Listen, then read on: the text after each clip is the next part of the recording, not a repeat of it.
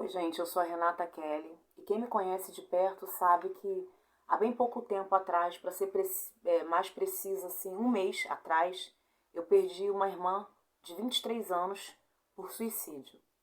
Isso me fez pensar no que não só ela assim enquanto indivíduo, mas o que muitas pessoas, o que leva muitas pessoas não só a cometer, né, o suicídio, mas a pensar, né, até a ideação suicida e pensar nessa possibilidade como uma opção, como uma única opção. Então, eu comecei a pensar no que há na essência do ser humano, né, não só enquanto uma representação de uma única pessoa, mas o que acontece com o ser humano para que várias pessoas, né, porque a gente vê que são episódios repetidos, né, possa acontecer com a pessoa na essência do ser humano para que ela pense nisso como uma única opção. Então eu recorri aos filósofos e trouxe aqui não como um fator trágico para trazer tristeza, melancolia, mas para que eu te convido a pensar sobre essa questão, porque talvez, por mais que você, graças a Deus, não esteja passando por isso, você talvez esteja rodeado de pessoas que estejam sorrindo e passando por essa mesma situação.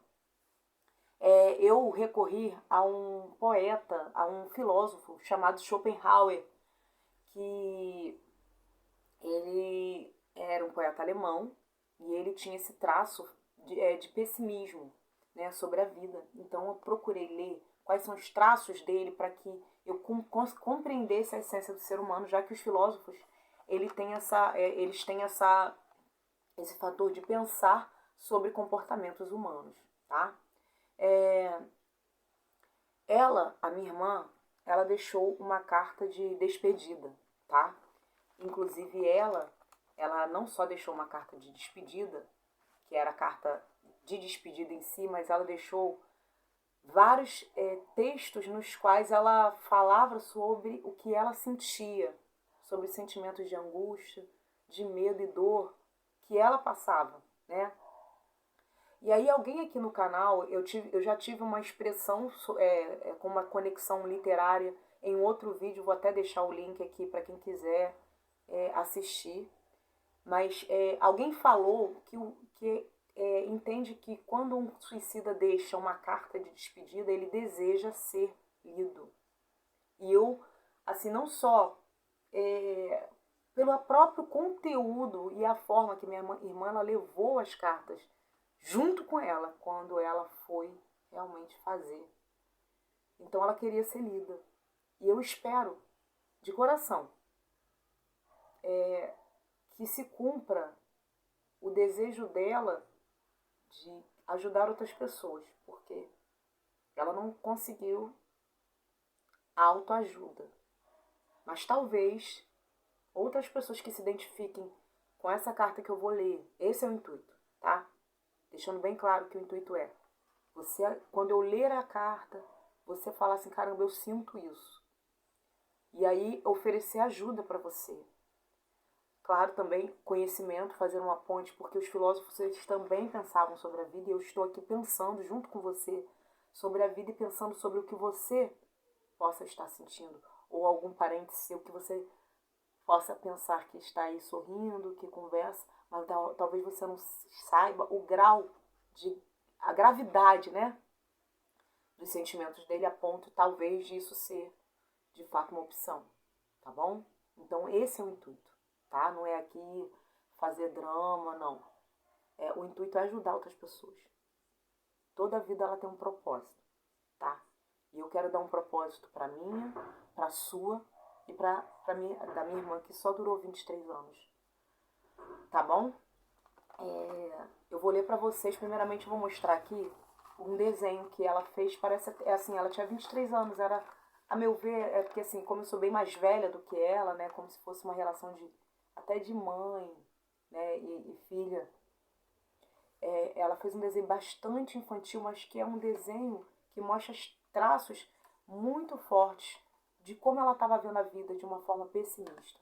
Olhem aqui, vê se você consegue enxergar em que 10% São dias de sol bonito. Tá vendo aqui, ó, 10%. 10% e 90% os dias são cinza, chuvosos. O sol tá triste e ela tá triste. Eu acredito que ela, essa bonequinha aqui, seja ela. Você entende? Assim, é um desenho assim infantil, mas que ele corrobora com esse sentimento de amargura, de tristeza e de dor, o qual ela estava sentindo, tá? Então eu vou ler aqui alguns trechos do que ela escreveu eu acredito que para ser lida, tá? E eu quero ampliar essa voz dela, ainda que postumamente. Diz assim: eu não consigo mais, eu não consigo suportar mais. Essa dor é insuportável e eu não quero mais senti-la. Eu só quero me rasgar e sair de dentro de mim. Andar por aí sem sentir todo esse desgosto pelo mundo e pelas pessoas. Eu só quero descansar de mim e pelo menos um dia deixar de ser eu. Não sei por mais quanto tempo eu vou suportar. Eu queria e quero vencer isso, mas é mais forte do que eu. E os meus demônios me dizem que eu sou incapaz de vencer, e isso, bom, eles estão certos. Eu sou fraca. Então, existe uma carta aqui de dor, de sofrimento, e agora eu quero trazer para você sobre Schopenhauer, que foi, como eu disse lá no início, um poeta alemão do século XIX, e ele tinha essa característica, essa peculiaridade do pessimismo. A principal obra, eu vou deixar de dica para a leitura aqui na descrição, que era O Mundo como Vontade e Representação. E o que significa isso? Para Schopenhauer, viver é sofrer. Então você viu na carta da minha irmã, nas expressões dela, que ela praticamente viver é uma dor. Era isso que ela estava sentindo, e talvez seja isso que você esteja sentindo, ou alguém que muito próximo de você. De acordo com Schopenhauer, não há uma entidade, ele não acreditava que existia um Deus, tá, gente? Que funcionasse assim como um Deus, ou para tipo ordenar a vida, tá? Ele não acreditava nisso. Para ele, a vida era desprovida de sentido. Então, assim, pela carta que eu li aqui para vocês, e tem muitas mais, ele se perguntava para que nós estamos aqui. Não existe um porquê, não existe resposta para isso. Era uma visão, como você vê, pessimista sobre a vida.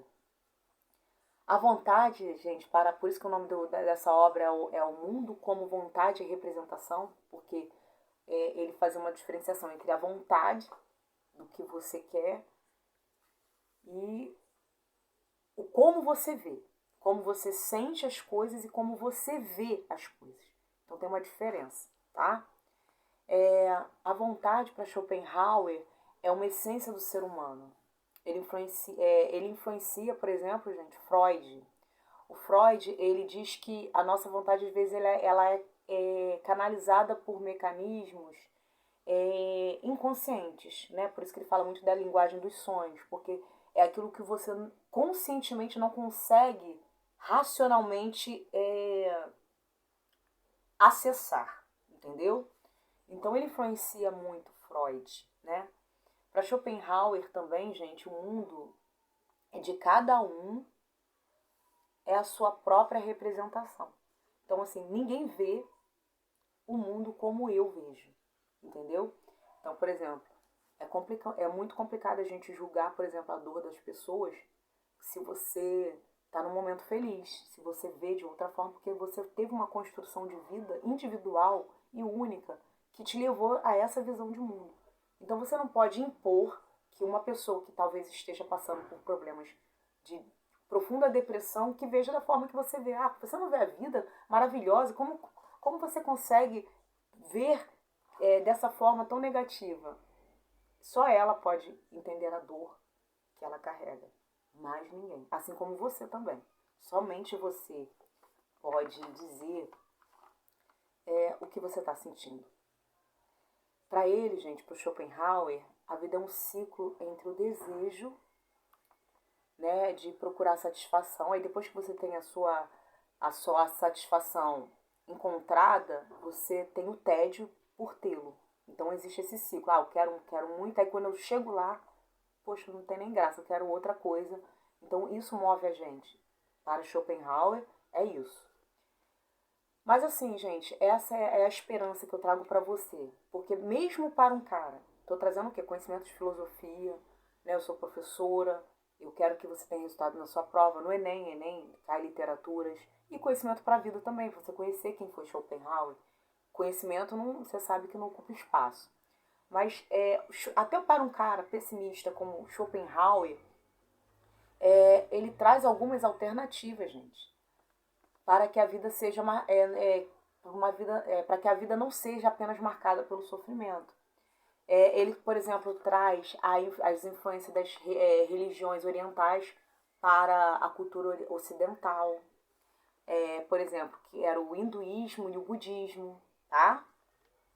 Ele não dizia que alguém tinha que se converter, né, ao hinduísmo ou ao budismo, mas trazendo qual era a base, né, da crença, da idealização dessas filosofias, né, das religiões, filosofias orientais, que era, por exemplo, você encontrar a felicidade dentro de você, tá? Esse é o ponto e encontrar esse ponto de equilíbrio entre o desejar e o possuir, entendeu? Sem ter esse tédio. Por quê? Porque quando você encontra a felicidade dentro de você, você é grato pelas coisas que você tem. Você fica feliz. E tem o desejo, sim, porque é o desejo que move o homem, então o desejo ele deve existir, senão nós morremos, né? Mas um desejo baseado na satisfação de você já ter as coisas que você tem. E o não possuir sobre a calma e não a ansiedade. Porque você já está feliz por ter o que você tem. Então você trabalha em prol daquilo que você deseja, mas com a calma e a ansiedade e a certeza de que você vai possuir, já que você está trabalhando para isso. Então, gente, trouxe aqui alguns conhecimentos sobre Schopenhauer. Ele responde a muitas questões. E eu vou ler aqui a carta de despedida dela, propriamente dita. Bom, vou ser breve nessa carta, até porque não tem coisas que deveriam ser ditas pessoalmente, olho no olho. Mas enfim, eu não estava mais suportando a minha vida do jeito que eu estava. E tudo não era falta de Deus, falta de oração, falta do que fazer, ou o que quer que vocês achem. Foi apenas um ato de desespero que eu vim estudando há muito tempo. Se não desse certo, eu iria tentar de novo. Com certeza. Porque simplesmente eu não aguentava mais viver esse inferno todos os dias. Sozinha, sem amigos e outras várias questões que não vou trazer porque eu não acho válido. Essa carta é mais para explicar. Eu não quero pedir desculpas a ninguém. Vocês podem estar sofrendo agora e eu entendo isso. Mas eu sofri por anos, sozinha e sem ninguém. E calada. Eu sou um lixo. E nunca fui suficiente para ninguém. Seja em questão de amizade ou de outro tipo de relacionamento. Enfim, se você está lendo essa carta, é porque deu certo. Finalmente. Agora com certeza eu estou melhor. Morrer sempre foi uma opção para mim. E uma hora isso iria acabar acontecendo. Mas é isso. Não quero gente falsa no meu velório, chorando por eu ter ido, sendo que poderiam estar perto de mim em vida. Também não quero baboseiras. Adeus. Meu nome é Tamara Kelly. Me chamam de Amy. Se você sente isso, se você se identifica com esses traços, eu gostaria de prestar não apenas a minha solidariedade, mas a minha ajuda, tá? Eu vou deixar no link da descrição o Instagram, número de telefone, para que você, se precisar de ajuda, você entre em contato e nós vamos conversar, né? Tem profissionais também, se tiver algum psicólogo aqui, também se apresente, ofereça ajuda. E eu também queria falar sobre o Centro de Valorização da Vida. Se você sentir vontade de conversar, procure ajuda, tá? Tem pessoas profissionais 24 horas por dia, lá dispostos a te ajudar, a te oferecer ajuda, uma palavra amiga. E você vai sair dessa, tá? Você vai encontrar esse equilíbrio. É possível, eu encontrei, tá? Eu também já passei por isso, tá? E eu consegui. E é uma luta diária, mas uma luta com equilíbrio, paz interior. E você vai encontrar essa paz também, tá bom? Então, aqui eu me despeço. Um beijo e até a próxima.